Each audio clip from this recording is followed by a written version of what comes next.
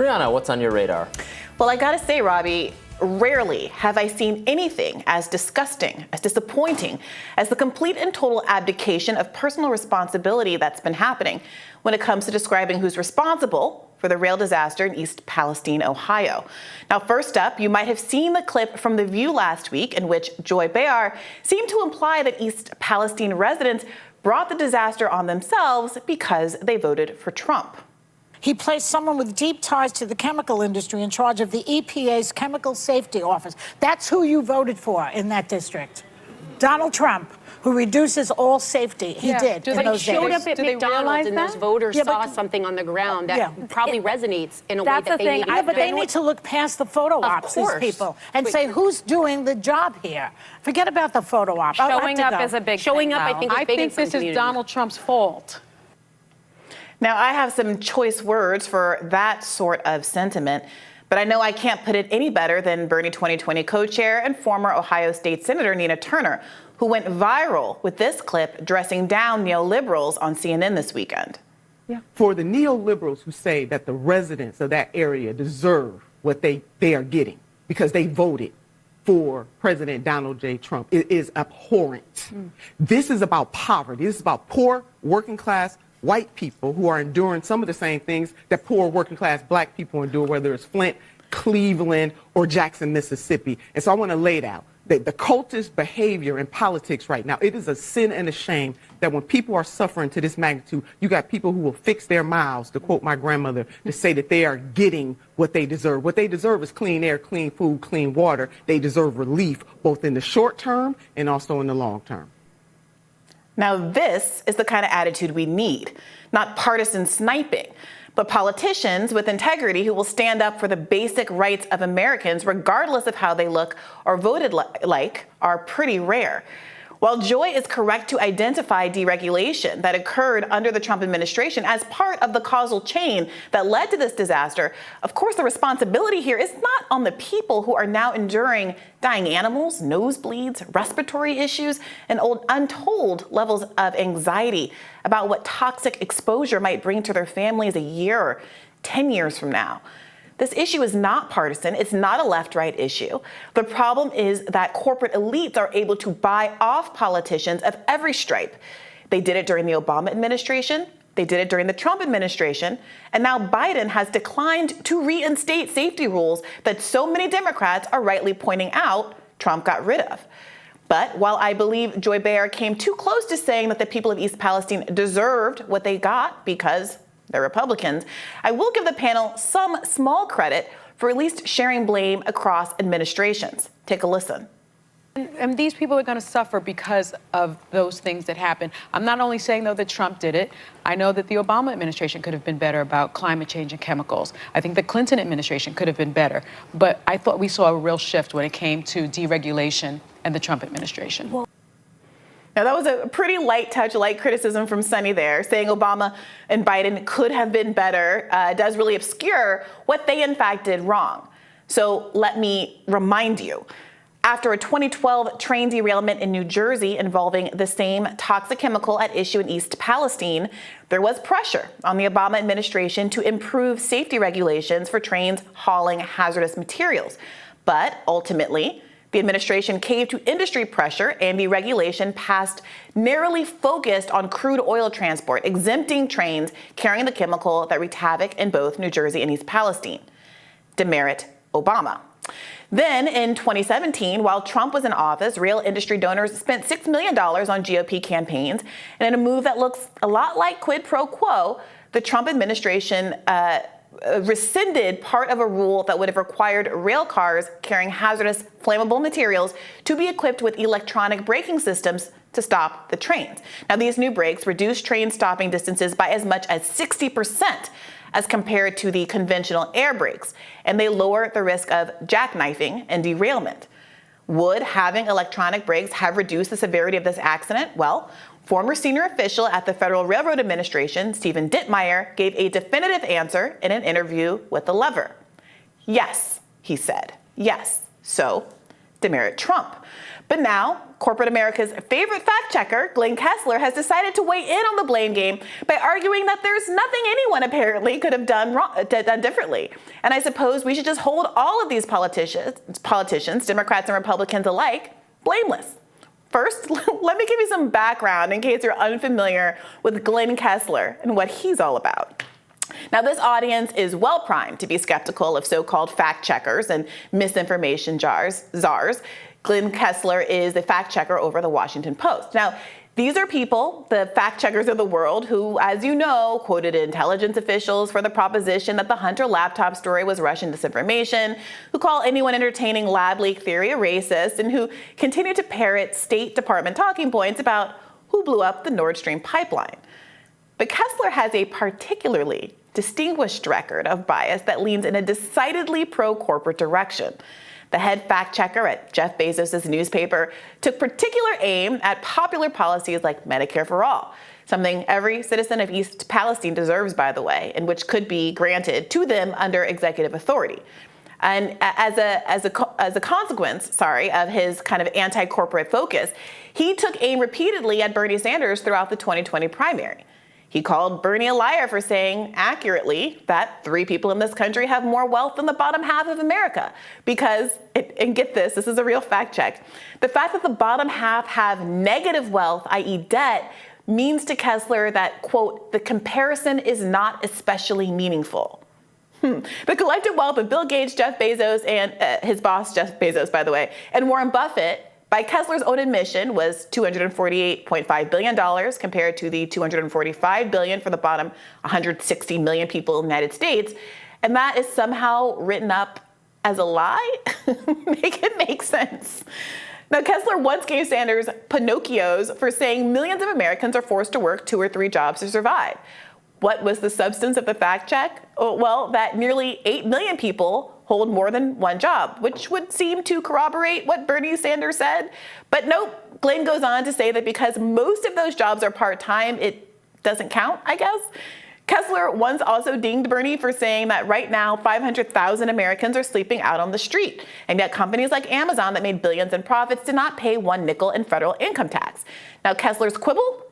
Well, he had to admit that Bernie was right about the number of homeless people, but Bezos' fact checker apparently felt compelled to defend his billionaire boss, saying Amazon had paid some taxes at some point. He declined to mention that Amazon paid no federal income tax at all in 2018. And I can't help but notice that a trend here is that both Biden and his parent white knight Kessler are overly credulous about what the rich actually do with their money. There are so many of these instances that exist that The Intercept's Ryan Grimm, former co-host of this show, wrote up a whole article cataloging them, coming to the conclusion that Kessler has a pattern. Quote, Sanders makes a claim, Kessler finds it to be factual, but still condemns it, in many cases simply because he doesn't find it meaningful. But the consequences of shouting down populist economic policies that could help poor and working people are, of course, deeply meaningful. Take this latest fact check about the East Palestine disaster. Kessler claims Trump isn't at fault, not even a little bit. He acknowledges that the Trump administration repealed an Obama-era rule that would have required brakes on high-hazard trains that carry flammable, hazardous materials. But he comes to the conclusion that that was a legitimate choice, despite the obvious disaster in East Palestine, because a Government Accountability Office study done by the Trump administration determined that the costs outweighed the benefits. Now, looking at that black cloud over East Palestine, does that seem like an accurate assessment to you? Thousands of people exposed to toxic chemicals that will have who knows what effect on their health for decades to come. But the cost benefit seemed worth it to the Trump administration. As David Sirota reported weeks ago, the subjectivity of these cost-benefit assessments is exactly the problem. Corporations and the politicians they lobby regularly estimate costs in a way that downplays the damage to people who are too poor and too disempowered to ever hold corporations accountable. These companies know that their costs can remain low by buying off working-class people with little $2,000 sums, knowing that the real harms are much greater but that the victims aren't able to afford lawyers to get more or even afford to live or relocate without an immediate payout. Instead of interrogating this practice, Glenn Kessler accepts the corporatist's framing. In fact, as the Lever reported, the Obama administration estimated that the brake rule implementing these brakes could save more than $1 billion by averting accidents. But the Trump administration put forward a new estimate that lowered the cost of accidents by a third. It could then claim that the cost of the new brakes were, in fact, higher than the predicted benefits. A 2018 investigation by the Associated Press actually showed that the Trump DOT had skewed the calculations by excluding the most common type of train derailment from the analysis, omitting at least $117 million in estimated future damages. But the agency still said the expense was too great to require electronic brakes on these trains. Now, if you're wondering what Glenn Kessler made of all of these facts, he uncritically accepted that it's simply not worth it to force highly profitable companies like Norfolk Southern to pay for safety measures that would save entire communities like the one in East Palestine from the toxic black mushroom clouds like the one that hung over the town last month. In 2017, when the electronic brake system decision was being made, the Federal Railroad Administration estimated that the brake requirement would cost about $500 million. Norfolk's 2017 profits were over $10.5 billion. A cost-benefit analysis that devalues the lives in East Palestine and fails to consider a company's ability to pay to prevent mass suffering and environmental harm while it profits from that very harm is a metric that needs immediate reconsideration, not a thumbs up from Glenn Kessler. Kessler went on to argue that the electronic brakes would not have made an impact on the outcome of the accident because even if the brake rule had gone into effect, this train would not have been required to have the new brakes because it was what's called a mixed-use train carrying both oil and hazardous materials. But this is exactly the issue the Lever reported on in such detail. It was only because of intense industry lobbying efforts that during the Obama administration, the safety rules were limited to exclude cars carrying hazardous materials. Glenn's analysis amounts to saying because the lobbyists were so thorough in attacking many efforts at regulation, even if a part of the regulation had kicked in, this train might have still ended up with old brakes. So the lobbyists did their job. He goes on to argue that because the investigation into what happens isn't complete, it's unclear whether having just the small two-person crew requirement, which, affected how thoroughly crew members could do safety checks on these long, 2-mile-long trains, actually affected the outcome here. But still, that's not an exoneration of these train companies or their practices. It's just a TBD. Now, you should read the whole fact check yourself and decide for yourself. But here's what's important in my view. I think you should be deeply skeptical of establishment media. Again, this is not a right or left criticism, but establishment media that negatively fact checks policies that hurt poor and working people. And when it comes to Kessler, perhaps no one should be that surprised by his bias. Now, I want to be clear, heredity is not destiny. But it is interesting that this defender of a rail company carrying oil and, of course, toxic chemicals happens to be the great-grandson of the man responsible for Shell Oil becoming a global enterprise. Talk about elites running cover for elites at a paper owned by one of the richest men in the world. What Kessler doesn't tell you, but what the independent journalists at the Lever do, is that the Senate's third largest recipient of rail industry money, Senator John Thune of South Dakota, pushed hard to repeal the electronic braking rule altogether before settling for this new cost-benefit analysis under Trump. And he was right to settle, because that was enough to kill the regulation. And when it died, Thune praised the decision as evidence that, quote, sound science and careful study had won the day. Now, Thune has 2 daughters and several grandchildren. I wonder if they're some of the millions of Americans who live in communities near freight rail, communities that are disproportionately working class, like East Palestine. It's not likely. But if they did, I wonder what the cost benefit on their exposure to toxic chemicals would look like. You know, it's interesting you take aim at this Glenn Kessler fact check. I was also seeing it criticized from the right, from Trump supporters, because of the way the headline is framed. So far, Trump's rollback of regulations can't be blamed for Ohio train wrecks. So I saw a lot of people saying, well, so far, they're going to keep looking until they find a way to blame Trump. You don't need so to this keep is hysterical that it's. I didn't know anything about Glenn Kessler's background or ancestry. I, like you brought up a lot of examples where fact checkers have gone totally off the rails.